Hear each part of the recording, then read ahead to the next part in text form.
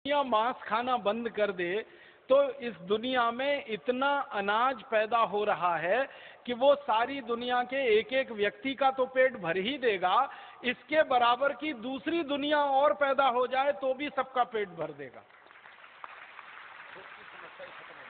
मैं आपको ये आंकड़े से बताने की कोशिश करता हूं। इस समय पूरी दुनिया में 650 करोड़ लोग रहते हैं। भारत में 115 करोड़ लोग हैं, चीन में 140 करोड़ लोग हैं। ये दो देश दुनिया में हैं जो सबसे ज्यादा जनसंख्या वाले हैं। इसके अलावा तीसरा बड़ा देश है अमेरिका, जहां पर लगभग 27 करोड़ हैं। फिर यूरोप के 15 देश हैं, फ्रांस है, जर्मनी है, ब्रिटेन है, हॉलैंड है, स्पेन है, पुर्तगाल है। ये 15 देश मिलाकर इनकी संख्या 30 करोड़ है। फिर अफ्रीका है, फिर लैटिन अमेरिका। सारी दुनिया में लगभग 650 करोड़ लोग हैं। अभी जितना भोजन माने गेहूं, चावल, चना, दाल, मटर, सब्जियां, फल आदि पूरी दुनिया में जो पैदा होता है 650 करोड़ लोगों के लिए तो पर्याप्त है ही। अगर मांस खाना दुनिया में बंद हो जाए और मांस उद्योग पर ताला लग जाए तो जितना भोजन आज पैदा हो रहा है ये 1300 करोड़ लोगों के लिए पर्याप्त हो जाएगा। मैं ये जो कहना चाहता हूं वो ये बात कहना चाहता हूं। अभी तो 650 करोड़ लोग हैं और 650 करोड़ लोग दुनिया में पैदा हो जाएं। एक तरफ आप मान लीजिए कि सारे दुनिया की जनसंख्या दोगुनी हो जाए, 1300 करोड़ लोग पूरी दुनिया में हो जाएं, और दूसरी तरफ मांस उद्योग पर ताला लगा दिया जाए, तो जितना भोजन आज पैदा हो रहा है, जितना अनाज आज पैदा हो रहा है पूरी दुनिया में, वो 1300 करोड़ लोगों का पेट भरने के लिए पर्याप्त है। आप बोलेंगे वो कैसे? ये बात समझ में नहीं आई। इस बात को मैं समझाना चाहता हूं ऐसे कि दुनिया में जो मांस का उत्पादन होता है ना, उसकी प्रक्रिया क्या है वो हमें जान लें। दुनिया में मांस उत्पादन होता है जानवरों का कत्ल करके, और जानवरों में सबसे ज्यादा कत्ल होने वाला जो प्राणी है उसका नाम है गाय, और गाय के वंश का बैल, और गाय के वंश के बछड़े और बछड़ी, सबसे ज्यादा ये कत्ल होते हैं पूरी दुनिया में।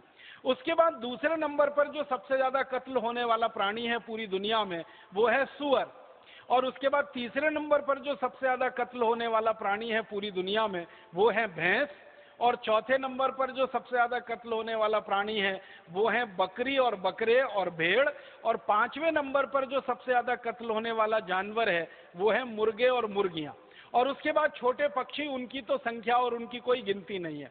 इन जानवरों को कत्ल करने से पहले इनके शरीर में मांस ज्यादा हो तो कत्ल करने वाले उद्योगों को फायदा ज्यादा होता है।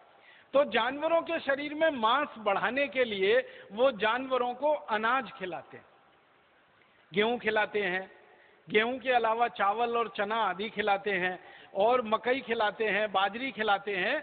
तो इन जानवरों को भोजन खिलाया जाता है। ये जानवर सभी प्रकृति से जो है ना घास खाने वाले हैं। गाय घास खाने वाली है, भैंस घास खाने वाली है, इसी तरह से सूअर जो है ना मनुष्य का मल और दूसरी चीजें खाने वाला है। इसी तरह से बकरी और बकरे पूरी तरह से शाकाहारी जीव है, और ये मुर्गा मुर्गी भी ज्यादातर ऐसी चीजें ही खाते हैं। तो ये जो जानवर हैं ये तो घास खाने वाले और चारा चरने वाले जीव हैं, लेकिन मांस उत्पादन करने वाली कंपनियां इनको जबरदस्ती गेहूं, चावल, चना, दाल, मटर और बाजरी और मक्की ऐसी चीजें खिलाते हैं। इनको खिलाने से क्या फायदा होता है? ये अगर गेहूं खिलाया जाए जानवरों को, सोयाबीन खिलाया जाए जानवरों को, और बाजरी, मक्की आदि खिलाई जाए जानवरों को, तो वो बहुत जल्दी मोटे होने लगते हैं, बहुत जल्दी उनके शरीर में चर्बी बढ़ने लगती है, बहुत जल्दी उनके शरीर में फैट बढ़ने लगता है, और बहुत जल्दी उनका शरीर भारी होने लगता है।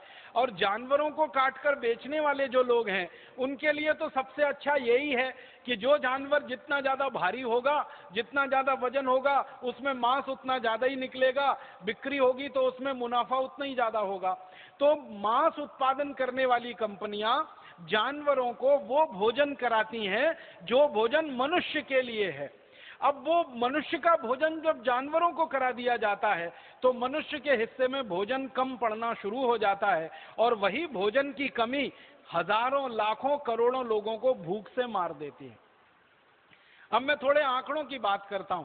सारी दुनिया के जानवरों को गेहूं है, गेहूं से बनने वाली चीजें हैं, मक्की है, मक्की से बनने वाली चीजें हैं, बाजरी और बाजरी से बनने वाली चीजें हैं, सोयाबीन और सोयाबीन से बनने वाली चीजें हैं। तो जानवरों को कृषि उत्पन्न जो अनाज खिलाया जाता है वो कुल अनाज का लगभग 40% है भारत जैसे देशों में और 70% है अमेरिका जैसे देशों में। ये भारत और अमेरिका की दो अलग अलग श्रेणियां मैंने बनाई हैं। भारत का मतलब है दुनिया के गरीब देश, जैसे भारत एक देश है, इंडोनेशिया है, मलेशिया है, पाकिस्तान है, बांग्लादेश है। तो भारत जैसे दुनिया में 186 देश हैं जिनको गरीब देश कहा जाता है। आजकल अंग्रेजी भाषा में एक शब्द विकसित हुआ है इन देशों के लिए, डेवलपिंग कंट्रीज, विकासशील देश या विकसनशील देश। तो भारत और भारत जैसे गरीब देश है, आप समझ लीजिए विकासशील देश। तो 186 देश हैं भारत जैसे। इन सभी देशों में मांस उत्पादन के लिए कुल कृषि उत्पन्न का 40% जानवरों को खिलाया जाता है। अब दूसरी तरफ अमेरिका है, जर्मनी है, फ्रांस है, ब्रिटेन है, कनाडा है और यूरोप के कई सारे देश हैं।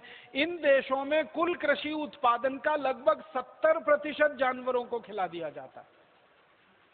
आप सोचिए, अमेरिका में कुल जितना गेहूं पैदा होता है उस पैदा हुए गेहूं का 70% जानवरों को खिलाया जाता है। क्यों खिलाते हैं? अमेरिका के जानवर गेहूं खाकर, अमेरिका के जानवर सोयाबीन खाकर या कृषि उत्पन्न खाकर जल्दी से मोटे हो जाएं, जल्दी से उनके शरीर में मांस बढ़ जाए, ज्यादा मांस हो जाए, ज्यादा मोटे हो जाएं और उनको फिर काटकर उनका मांस दुनिया में बेचकर अमेरिका की मांस बेचने वाली कंपनियां ज्यादा मुनाफा कमाएं।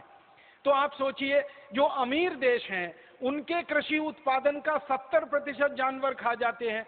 जो गरीब देश हैं वहां मांस उत्पादन के लिए कुल उत्पादन का 40% खिला दिया जाता है जानवरों को। अगर औसत निकाला जाए, 70 और 40 को जोड़ दिया जाए 110 और इसका औसत निकाला जाए तो 55, माने दुनिया में औसतन आधा अनाज जानवरों को खिलाकर उनको मोटा बनाकर फिर उनका मांस कुछ लोग खाते हैं। अगर इस तर्क को सीधा सा समझने की कोशिश करें कि आधे से ज्यादा अनाज पहले हम जानवरों को खिलाएं, उनको मोटा बनाएं, फिर उनका मांस हम खाएं, इससे अच्छा सीधा सीधा ये है कि वो आधा अनाज सीधे ही हम खा जाएं, तो जितनी जनसंख्या की आज पूर्ति हो रही है उससे दोगुनी जनसंख्या की पूर्ति ऐसे ही हो जाए। तो आप बोलेंगे जी जानवर के लिए कहां से आएगा? प्रकृति ने, भगवान ने, परमात्मा ने ऐसी सुंदर व्यवस्था की है कि जहां से आपके लिए भोजन आता है वहीं जानवरों के लिए भी पैदा हो जाता है। उसके लिए अतिरिक्त प्रयास नहीं करना पड़ता। अगर आप खेती करते हैं, किसान हैं, तो आपको मालूम है हम गेहूं पैदा करते हैं तो गेहूं का ऊपर वाला हिस्सा तो हमारे काम आ जाता है खाने के लिए और नीचे का पूरा हिस्सा किसी गाय बैल भैंस के काम आ जाता है खाने के लिए। तो अतिरिक्त कुछ पैदा नहीं करना पड़ता जानवर के लिए। माने मनुष्य के लिए जो कुछ पैदा हो रहा है उसी से जानवर की पूर्ति होती है। हम मक्की का उत्पादन करते हैं, हम बाजरी का उत्पादन करते हैं, तो मक्की और बाजरी के ऊपर का जो हिस्सा है बाल वाला, जो लगभग 1 फीट का होता है, वो तो हमारे काम आ जाएगा और बचा हुआ नीचे का 6-7 फीट का जो हिस्सा है वो तो किसी जानवर के ही काम आने वाला है। तो प्रकृति और परमात्मा ने तो व्यवस्था ऐसी की है कि मनुष्य के लिए कुल उत्पादन जितना चाहिए उससे 6-7 गुना ज्यादा उत्पादन चारे और घास का जानवरों के लिए हो ही जाता है। उसके लिए कोई अतिरिक्त प्रयास नहीं करना पड़ता। इसलिए जानवरों की हमें ये चिंता छोड़ देनी पड़ेगी कि अगर हम उनको अनाज नहीं खिलाएंगे तो उनका पेट कहां से भरेगा। उनका पेट भरने के लिए तो प्रकृति और परमात्मा ने व्यवस्था की हुई है, आप उसकी चिंता मत करिए। आप तो सिर्फ इतनी चिंता करिए कि अपने पेट में ये जानवरों को काट काट कर डालना बंद कर दीजिए, इनका मांस खाना बंद कर दीजिए। सारी दुनिया की व्यवस्था तो बहुत सुंदर और बहुत अच्छे से है।